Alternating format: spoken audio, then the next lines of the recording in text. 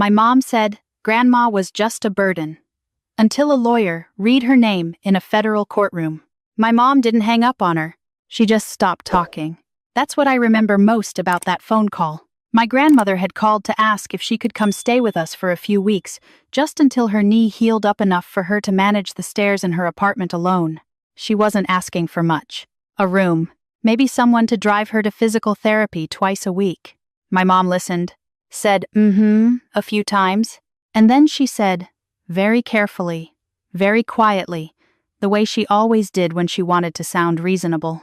Mom, I just think it would be better for everyone if you stayed somewhere you could get proper care. You know how busy things get here. Then she changed the subject to whether I was going to my cousin Derek's graduation party that weekend. My grandmother didn't argue. She never did. She just said, "Of course, sweetheart, you're right." And they talked for another 3 minutes about Derek. And then they hung up. I was standing in the kitchen doorway. My mom didn't know I'd been there the whole time. She set the phone down on the counter and started rinsing her coffee cup. And I watched her do it. And I thought, she doesn't even feel bad. She had just told her 79-year-old mother, recovering from knee surgery, that she was too inconvenient to house for a few weeks, and she was already thinking about what to make for dinner. That was 4 years ago. I think about that moment a lot now. I think about it differently than I used to. My grandmother's name is Ruth Eleanor Voss. She was born in 1,945 inches, a small town in western Pennsylvania, the second of 4 children, and she grew up in a house that didn't have indoor plumbing until she was 8 years old. She put herself through 2 years of community college by waitressing on weekends, married my grandfather in 1967, raised 3 children, and spent the next 50 years being quietly, systematically underestimated by almost everyone in her family. My mother is the oldest of those 3 children.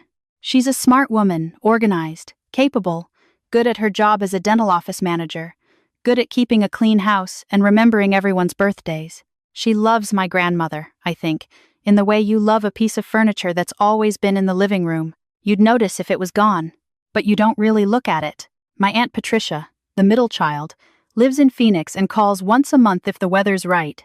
My Uncle Dennis moved to Oregon 15 years ago, sends Christmas cards with a photo of his golden retriever on them, and has not, to my knowledge, visited my grandmother in person since my grandfather's funeral in 2018.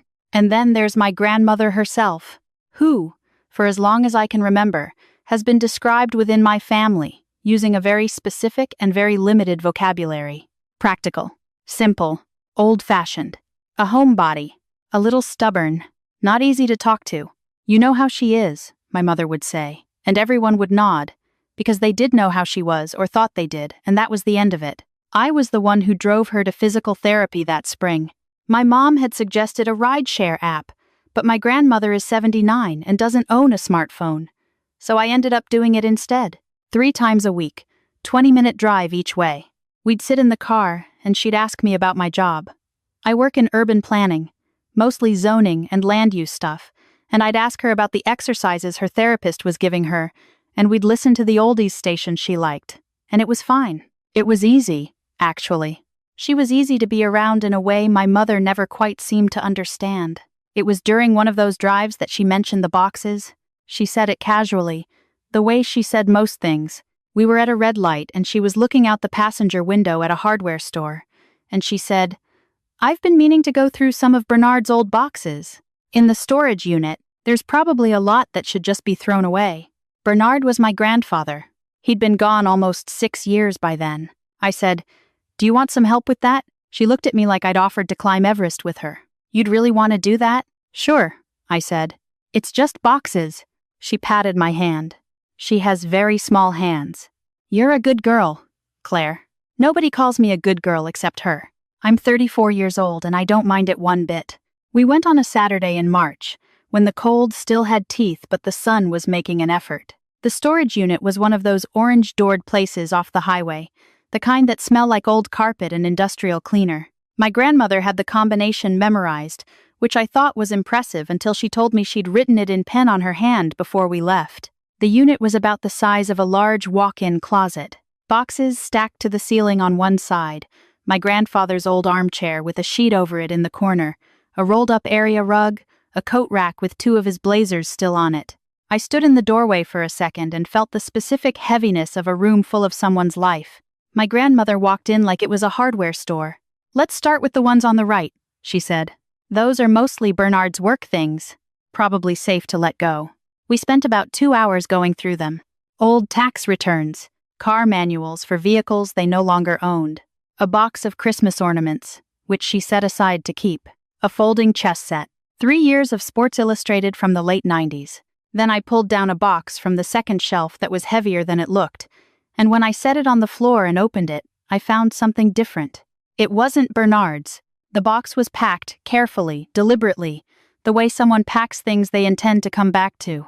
Not random accumulation, but organized. A manila envelope on top, sealed with tape that had gone yellow at the edges. Beneath it, a leather portfolio, the kind lawyers use, cracked at the spine but intact. And underneath that, a flat wooden case, maybe 10 inches wide and 6 inches tall, with a simple brass latch. I held up the manila envelope. "Whose is this?" My grandmother was unwrapping a candle holder from a sheet of newspaper. She glanced over and her face did something I couldn't immediately read. Not alarm exactly. Something quieter than that. "That's mine," she said. "I can take that." She reached for it, but I'd already turned it over.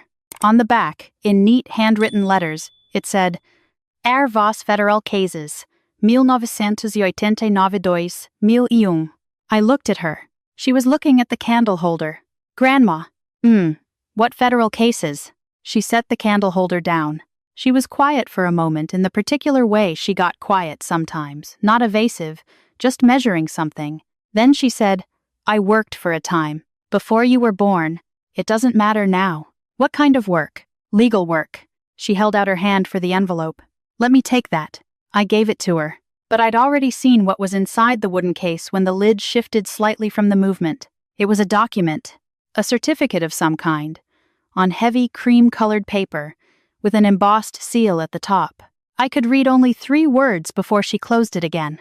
United States District Court.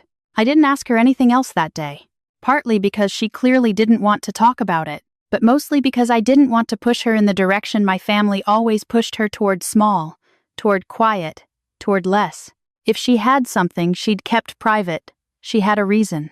I'd learned to trust that about her. But I thought about those 3 words the whole drive home. United States District Court. I thought about the leather portfolio, the careful packing, the fact that she'd said, "federal cases, plural," and then caught herself and said it didn't matter. I'm a planner by training. I believe in information. I believe that understanding a place, really understanding it, means looking at what was there before, what shaped it, what decisions were made by people whose names nobody remembers anymore. I apply that same instinct to most things in my life. So that night, I started looking. I started with what I knew, which wasn't much. My grandmother had been born Ruth Eleanor Chambers. She married Bernard Voss in 1967. She'd lived in Pennsylvania her whole life, as far as I knew. She'd had 3 children. She'd been, according to my family, a housewife. But the word housewife covers a lot of ground if you're not paying attention. I searched her name in combination with legal terms. I tried different spellings. I searched my grandfather's name alongside hers. I searched the name of the town she'd grown up in. For 2 nights, I found nothing useful: the usual genealogical records, an old church directory, my grandfather's obituary in the local paper. On the 3rd night, I tried a different combination. I typed Ruth Voss and federal court and Pennsylvania. And then I sat back from my laptop because what came up was not nothing. It was a law journal article from 2003, published by a small legal research organization I'd never heard of. The kind of publication that lives in academic databases and gets cited 17 times in the next 20 years, and read by maybe 300 people total. The article was about the use of expert consultants in federal environmental litigation during the 1990s. My grandmother's name appeared on page 4. Not prominently. She wasn't the subject of the article. She was cited as a consultant, a technical advisor, on 3 separate federal cases involving industrial contamination and land use disputes in western Pennsylvania, all of them between 1991 and 1998. Her listed credential was a certificate in environmental land assessment from a program I'd never heard of, plus over a decade of practical fieldwork that the article described, briefly and matter-of-factly, as extensive.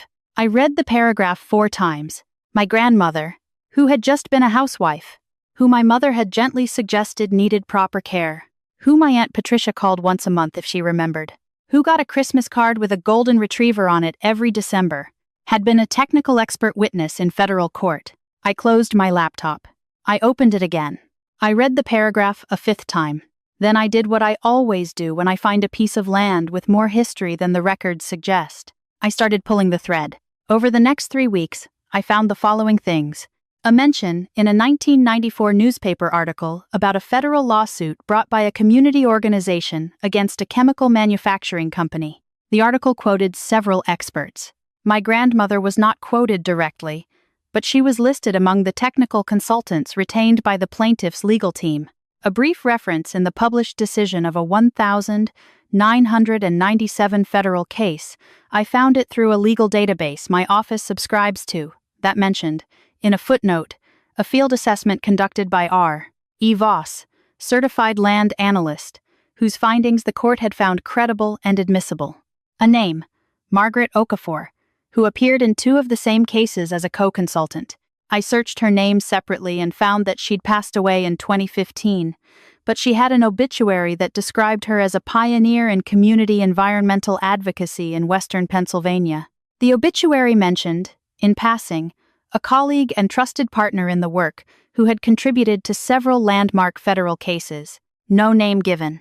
But the timeline matched. And then I found the certificate, not the physical one that was still wherever my grandmother had put it, but the record of it. The issuing organization had digitized their historical records in 2019, and when I searched their database, I found the entry, Ruth Eleanor Voss, certified 1,987. Specialization in soil contamination assessment and land use impact analysis. She'd gotten certified 2 years after my youngest uncle was born. While she was raising 3 children, while my grandfather was working 50-hour weeks at the paper mill, while everyone in her family, I can only assume, thought she was at home. I don't know when she slept. I called her on a Wednesday evening. She answered on the 2nd ring. The way she always does, she keeps her phone on the little table by her reading chair. Hi, sweetheart. Hi, Grandma. Can I ask you something? A pause. Not long. You can always ask. I looked you up, I said. I found the Law Journal article. And the 1,994 newspaper piece, and the court decision from 1,997. She was quiet. I'm not upset, I said quickly. I'm not, I just want to understand. Another pause. And then she made a sound that wasn't quite a laugh, but was adjacent to one. Oh, Claire. Tell me, I said. Please. I want to know. So she told me. She started in 1985. She'd been doing volunteer work with a neighborhood group in the town where they lived, tracking complaints about the creek that ran behind the industrial park, helping residents document the smell, the discoloration, the way the fish had stopped coming. She'd always had what she called a practical head for land. She'd grown up farming, understood soil the way some people understood weather, could look at a hillside and tell you what was wrong with it the way a doctor reads an X-ray. Someone at the county level noticed, suggested she formalize it. She took the certification program 2 years of evening and weekend coursework without telling most of the family because she didn't want to make a thing of it. Your grandfather knew, she said. He drove me to the exams, but I didn't tell the kids because she paused. I don't know. I suppose I thought they'd think it was strange. By 1989, she was being consulted on small, local cases. By 1991, a law firm in Pittsburgh had found her through a referral and asked if she'd be willing to work on a federal case. She said yes. Then she said yes again. And again. The families in those cases, she said, had been living with contaminated water for years, sometimes decades, and the companies had lawyers who were very, very good at making everything sound complicated and uncertain. My job was to make it simple, to stand up in front of a court and say, this is what the land shows. This is what the data means. This is what happened here. She worked on 11 federal cases between 1,989 and 2001. She was on the right side of 9 of them. I asked her why she stopped. She said, Your grandfather got sick, and the kids needed things were complicated for a while. And, by the time things settled, I was 60, and everyone had moved on without me. And I thought, well, that chapter is closed. She said it lightly. The way you say something when you've made your peace with it. But I heard what was underneath it anyway. That chapter is closed. As if a chapter like that could just close. I sat with all of it for a few weeks. I went about my regular life work, the gym, dinners with friends, the Tuesday night calls with my mom about nothing in particular. I didn't tell her what I'd found. I wasn't sure why at first. And then I was. I wanted to understand it fully, before I handed it to anyone else to form an opinion about. In April, I went to a conference for my job. Urban Land Use Professionals, a 2-day event at a convention center downtown. Panels, networking lunches, that kind of thing. I'd been going for 3 years and I had a few colleagues I looked forward to seeing. On the afternoon of the second day, during one of the breaks, I was at the coffee station when the woman next to me glanced at my name badge and said, "Are you by any chance related to Ruth Voss?" I turned to look at her. She was in her late 60s, silver hair, reading glasses pushed up on her head, a lanyard that identified her as a speaker at the conference. "She's my grandmother," I said. The woman put down her coffee cup. "Your grandmother?" she said, in a tone I couldn't immediately categorize. "Yes," she looked at me for a moment. "I'm Sandra Bellows," she said. "I'm a partner at Hartley & Crane. We used your grandmother as an expert consultant on 3 federal environmental cases in the 1990s. She stopped, seemed to reorganize what she was about to say. She was remarkable. There were cases we would have lost without her testimony. Cases that got families clean water. Cases that set precedent." I said something. I don't remember what. Something polite. Sandra Bellows continued. "I've thought about her often over the years. We lost touch after the early 2000s, and I always wondered, is she still in Pennsylvania?" "She is," I said. "She's 79. She's well." Sandra Bellows shook her head slowly, looking at some middle distance. "Those were important cases, you know. Really important. And she did it for almost nothing. The families couldn't afford much. She knew that. She came anyway. I thought about my mother on the phone, saying, I just think it would be better for everyone. I thought about the Christmas cards with the golden retriever. I thought about my grandmother saying, that chapter is closed, in her careful, untroubled voice. I called my grandmother that night from my hotel room. I told her I'd met Sandra Bellows. There was a long pause, and then my grandmother laughed a real laugh, warm and surprised. Sandra Bellows. Oh my goodness, how is she? She said you were remarkable, I said. She said there were cases your testimony won for families who couldn't afford lawyers. Sandra was a wonderful attorney, my grandmother said. Very sharp. She didn't need me as much as she thought she did. Grandma. She said you did it for almost nothing. A pause. The families needed help. That was the point. Why didn't you ever tell anyone? She thought about this. I could hear the clock on her wall ticking through the phone. It didn't feel like a story to tell, she said finally. I wasn't trying to accomplish something with it. I was just doing what made sense to do. You do the work because the work matters. That's all. I told her I wanted to tell my mom. Another pause. You can if you'd like, she said. It won't change anything. She said it without bitterness. That was the thing that undid me. A little. Sitting on that hotel room bed in the dark. She wasn't bitter. She had never performed her worth for anyone, never angled for recognition, never engineered a moment where someone would have to acknowledge her. She had just done 11 federal cases and helped get contaminated water out of people's wells and then gone home and made dinner and not mentioned it. It might change some things, I said. She made the not quite laugh sound again. Then tell her, she said. But don't be too hard on her, sweetheart. She's doing her best. Everyone is always doing their best with what they can see. And most people can only see so far. I told my mom the following Sunday. I drove to her house. I didn't want to do it on the phone. I sat down at her kitchen table with my coffee, and I walked her through what I'd found. The law journal, the newspaper article, the court decision footnote, the certificate, Sandra Bellows. All of it. My mom listened. She's good at listening when she wants to be. She sat across from me with her hands around her mug, and she didn't interrupt once. When I finished, she was quiet for a long time. Then she said, I didn't know. I know you didn't. She never said. I know. She looked down at the table. There was something happening on her face that I didn't usually see there. Something that looked like it cost her something. I called her simple, she said. I've thought of her as simple. For a long time. I know, I said again. She stopped. Started again.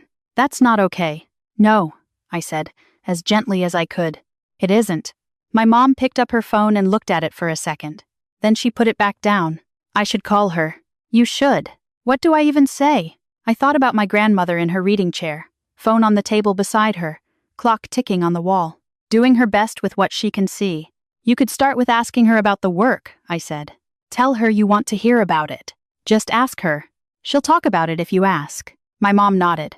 She still looked like she was working through something too large for the kitchen. She said not to be too hard on you, I told her. My mom made a sound. It was mostly air. Of course she did. My mom called her that afternoon. I know because she texted me afterward. The text said, "We talked for 45 minutes. She told me about a case from 1993, a town called Millhaven. I've never heard her talk like that." I texted back, "That's who she is." My mom sent 3 dots and then nothing for a while. Then I know that now. My Aunt Patricia came to visit in June. My mom told her before she arrived, which I was glad about. I didn't want to be there for that particular conversation. Patricia called me the night after she got to my mom's house and talked for an hour, cycling through guilt and defensiveness and back to guilt. And I listened and said what I could. She doesn't want an apology tour, I told her. She just wants to be seen. You can start now. It's not too late. My Uncle Dennis did not call. He sent a text to my mother that said, "Wow, that's amazing about Mom," and then went back to his life in Oregon. I thought about what Sandra Bellows had said. She came anyway. Some people come anyway. And some people find it easier to send a text.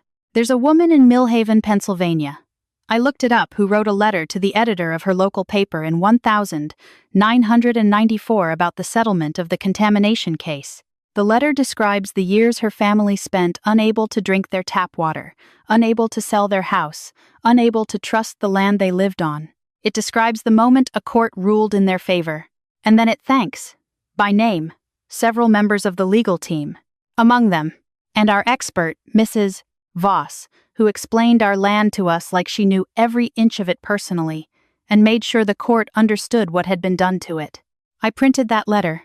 I framed it. I gave it to my grandmother on her 80th birthday in September. She looked at it for a long time. "I remember her," she said. "She brought coffee cake to the deposition. She was nervous and she brought coffee cake." "Of course you remember her. People always think the lawyers are the ones who care," she said. "But the lawyers move on to the next case. The families are the ones who have to live there." She set the frame down on her side table, next to her phone and her reading lamp. "This is a very nice gift," she said. "Thank you, sweetheart. You deserve to have it," I said. She patted my hand. "Small hands. I had something better," she said. "I had the work itself. That was enough. I've been thinking lately about what we mean when we say someone is just something. Just a housewife. Just a seamstress. Just a bookkeeper. Just an old woman with a bad knee and a storage unit full of boxes. The word just is doing a lot of work in those sentences.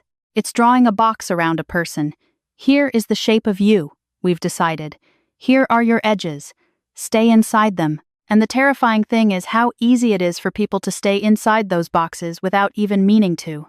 My grandmother didn't fight the box. She just quietly built something enormous outside of it. In the hours and years and spaces no one thought to look. She went into federal courtrooms and she told the truth about the land. She did it for families who couldn't afford what they needed. She did it for almost nothing, and she drove herself there, and she drove herself home, and she made dinner, and she didn't make a thing of it, and her family called her simple. I think about that a lot. Not with anger, anymore. With something more like resolve. Because the thing I've learned, the thing my grandmother already knew and didn't need to say out loud, is that worth doesn't require an audience. The work was real whether or not anyone saw it.